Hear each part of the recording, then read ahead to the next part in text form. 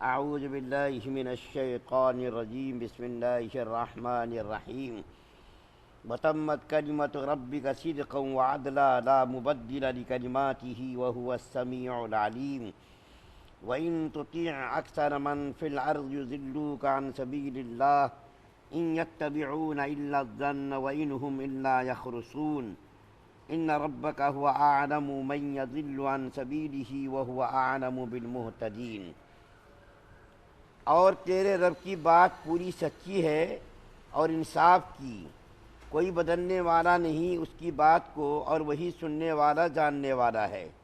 اور اگر تو کہنا مانے گا ان لوگوں کا جو دنیا میں ہیں تو تجھ کو بہکا دیں گے اللہ کی راہ سے، وہ سب تو چلتے ہیں اپنے خیال پر اور سب اٹکل پچو ہی دوڑتے ہیں۔ تیرا رب خوب جاننے والا سننے والا ہے، اس کو جو بہکتا ہے اس کی راہ سے، اور وہی خوب جاننے والا ہے ان کو جو ان کی راہ پر ہیں۔ سورہ انعام کی آیات نمبر 116، 117، 118 آپ کے سامنے پڑھی گئی۔ اس سے پہلے 115 نمبر کی آیت میں نے عرض کیا تھا کہ کفار مکہ نے نبی کریم صلی اللہ علیہ وسلم کے سامنے ایک یہ تجویز رکھی کہ کوئی بیچ والا درمیان کا کوئی منصف آدمی آ جائے جو ہمارے تمہارے درمیان فیصلہ کرے، اور وہ یہ بتائے کہ آپ سچے نبی اور رسول ہیں۔ تو اللہ تعالیٰ نے قرآن کی آیت اتارے اور فرمایا کہ قرآن کی موجودگی میں کسی کی بات کی کوئی اہمیت نہیں۔ قرآن جب آ گیا تو بس قرآن ہی سب سے بڑا منصف ہے، سب سے بڑا حاکم ہے۔ آپ کے سامنے جو اس وقت جو پہلی آیت کریمہ یعنی 116 نمبر کی پڑھی گئی ہے، اس آیت کریمہ میں قرآن پاک کی دو امتیازی صفات کا بیان ہے جو قرآن کے کلام الہی ہونے کے لیے کافی ثبوت ہیں۔ یعنی کامل ہے کلام آپ کے رب کا سچائی، انصاف اور اعتدال کے اعتبار سے، اس کے کلام کا کوئی بدلنے والا نہیں۔ یہ قرآن پاک ایسا کلام ہے کہ آج سے 1400 سال پہلے یہ قرآن اترا، اور جیسا اترا ہے آج تک ویسا ہی یہ قرآن ہے۔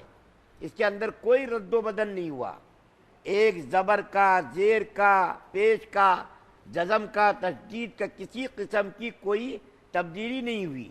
بہت ساری کوششیں کی گئیں اور لوگوں نے ابھی بھی لوگوں کی کوششیں جاری ہیں، لیکن قرآن پاک کے اندر ذرہ برابر بھی کوئی تبدیلی نہیں ہوئی۔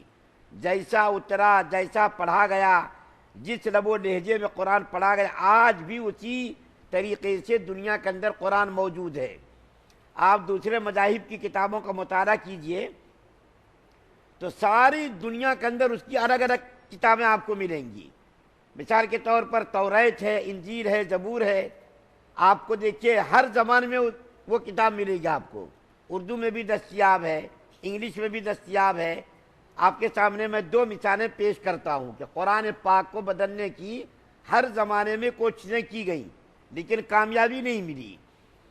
مامون رشید جو خلفائے عباسیہ میں بہت بڑا جاہو جلال کا ایک خلیفہ گزرا ہے، بہت بڑا مشہور خلیفہ گزرا ہے، اس کے زمانے میں ایک مرتبہ علمی مذاکرہ ہوا۔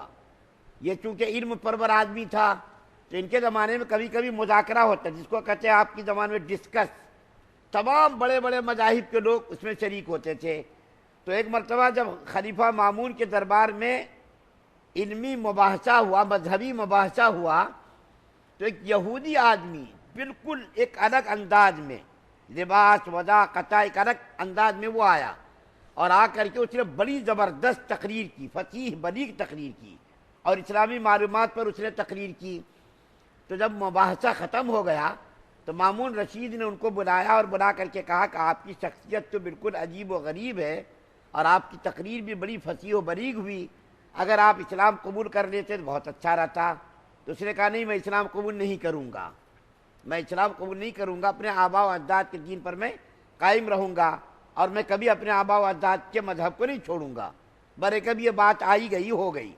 دوسرے سال پھر خلیفہ مامون نے اپنے دربار میں مذہبی مباحثہ رکھا، اور اس مذہبی مباحثہ پھر یہ جو یہودی گزشتہ سال آیا تھا پھر آیا وہ، تو اس نے آ کر کے علمی فقہی مسئلے پر ایسی زبردست تقریر کی کہ پورے مجمع میں چھا گیا، یہ مسلمان بن کر کے آیا۔ تو جب یہ مباحثہ ختم ہو گیا اور یہ مذاکرہ ختم ہو گیا تو مامون رشید نے ان کو بلایا اور بلا کر کے کہا کہ گزشتہ سال بھی آپ شریک ہوئے تھے اور میں نے آپ سے یہ کہا تھا کہ آپ مسلمان ہو جائیے، لیکن آپ نے انکار کر دیا، پھر آپ کو کس چیز نے مجبور کیا مسلمان ہونے پر؟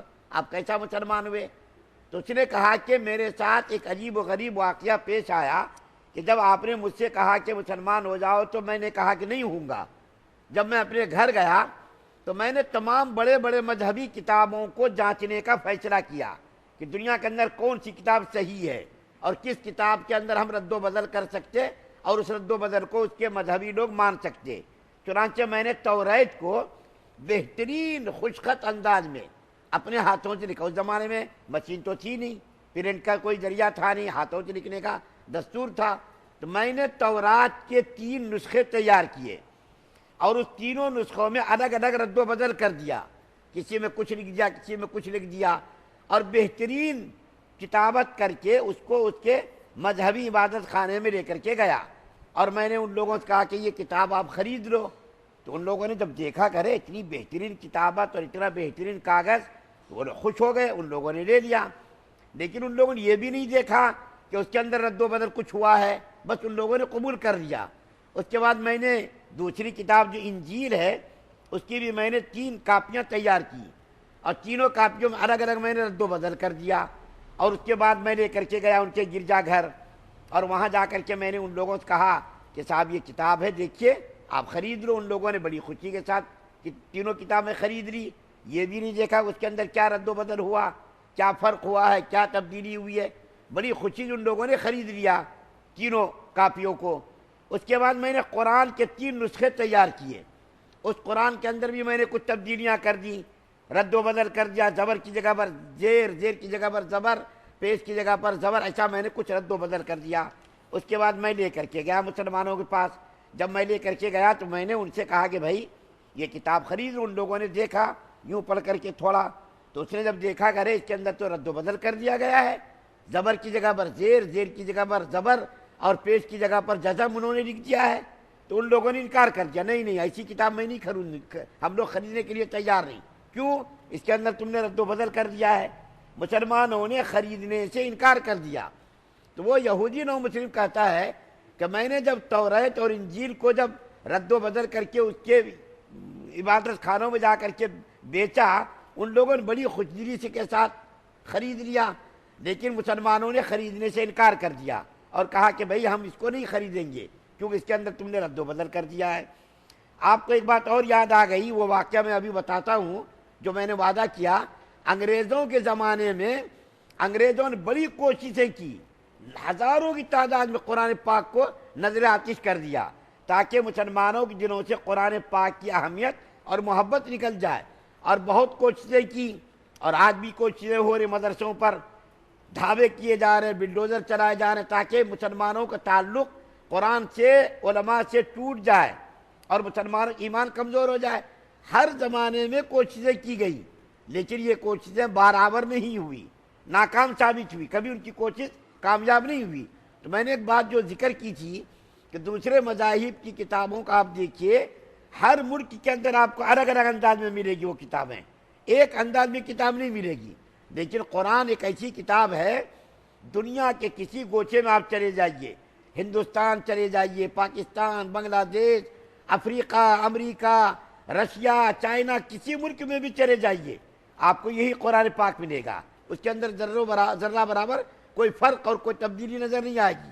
تو میں نے جو وعدہ کیا واقعہ بیان کرنے کا، وہ مولانا ذوالفقار صاحب جید احمد دہو جو عالم اسلام کی بہت ہی معتبر شخصیت اور جس کا میں تذکرہ کرتا رہتا ہوں آپ کے سامنے، ان کی شکل کو دیکھ کر کے بہت سارے لوگ مسلمان ہوئے۔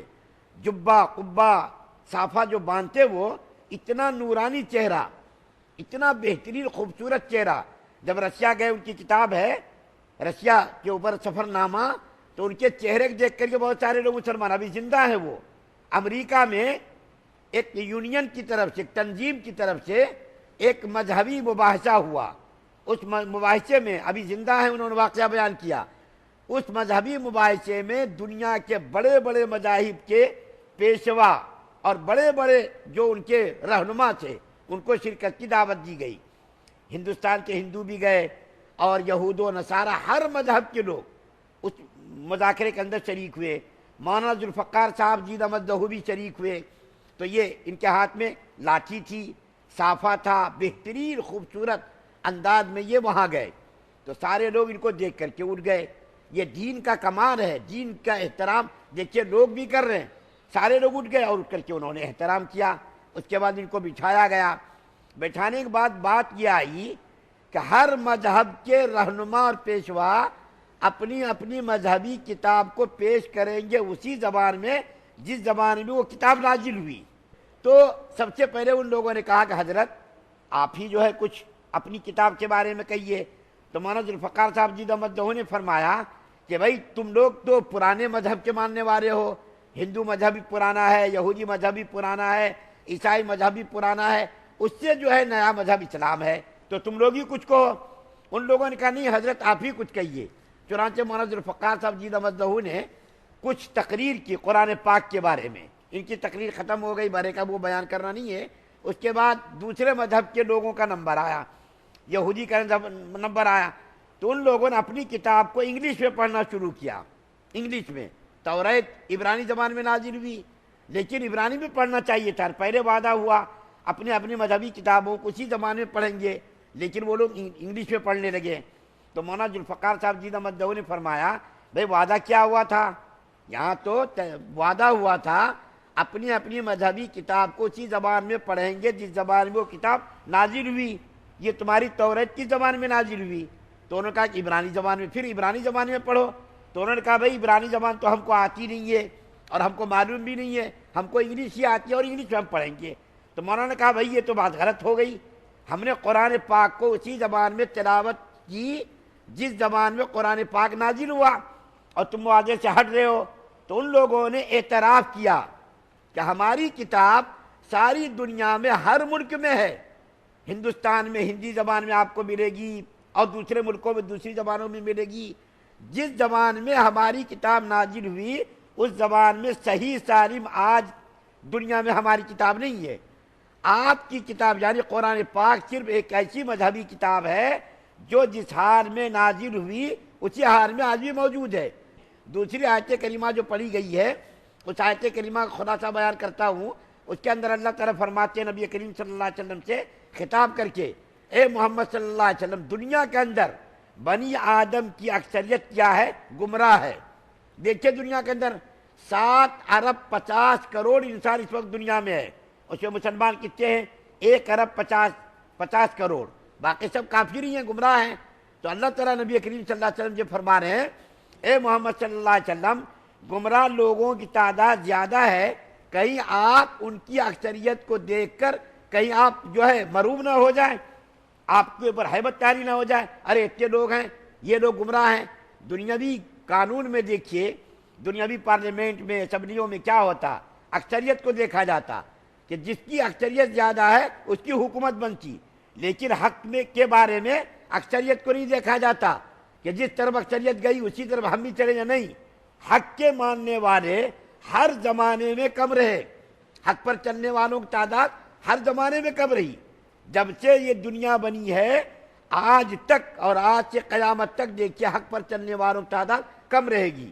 نبی کریم صلی اللہ علیہ وسلم کے زمانے میں دیکھیے غزوہ بدر میں، غزوہ احد میں، غزوہ خندق میں، بنو قریظہ میں، بنو نذیر میں، جنگ قادسیہ میں، جنگ تبوک میں، جنگ یرموک میں، تمام لڑائیوں میں مسلمانوں کی تعداد کم رہی، 40,000 بس، 40,000 سے زیادہ ان لڑائیوں میں تعداد مسلمانوں کی زیادہ نہیں ہوئی، لیکن کافروں کی تعداد دیکھیے لاکھوں میں۔ اس کے باوجود حق کا بول بالا ہوا، حق کی جیت ہوئی، حق کو اللہ تعالیٰ نے فتح یاب کیا۔ تو نبی کریم صلی اللہ علیہ وسلم سے اللہ تعالیٰ فرما رہے ہیں کہ آپ اکثریت کو دیکھ کر کہیں مروب ہو جائیں گے، کہیں خوف زدہ ہو جائیں گے۔ ہر زمانے میں ضلالت و گمراہی پر چلنے والے لوگوں کی اکثریت رہی، اس سے آپ طاری نہیں ہونی چاہیے، آپ کے اوپر جو ہے کوئی ہیبت طاری نہیں ہونی چاہیے، بلکہ یہ لوگ اکثر ہیں لیکن اس سے کوئی فائدہ نہیں۔ اور تیسرا آیت کریمہ جو پڑھی گئی اللہ اس کے اندر فرماتے ہیں اللہ تعالیٰ کو سب معلوم ہے کون ضلالت و گمراہی پر ہے اور کون راہ راست پر ہے، اللہ کو سب معلوم ہے۔